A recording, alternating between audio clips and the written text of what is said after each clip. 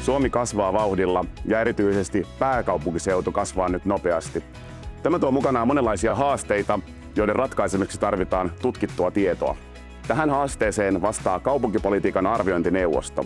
Se on itsenäinen ja riippumaton tiedepaneeli, jonka tehtävä on tuottaa kriittistä arviointia tutkimustietoon pohjautuen kustakin valitusta kaupunkipolitiikan teemasta.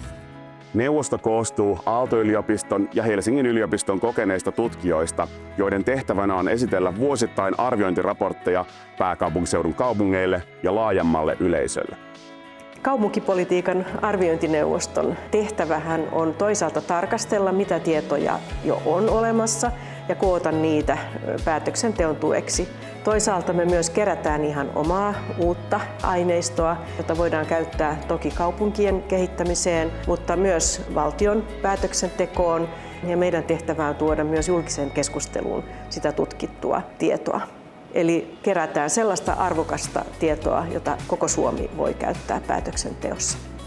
Esimerkkinä tämän kaupunkipolitiikan arviointineuvoston tehtävä on ollut tarkastella kasvatusta ja oppimista ja erityisesti siinä tapahtuvaa oppimisen eriytymistä.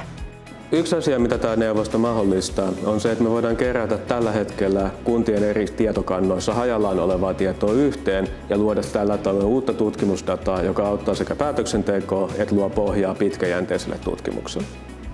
Arviointineuvosto tuottaa tietoa, joka auttaa ratkomaan kriittisiä haasteita.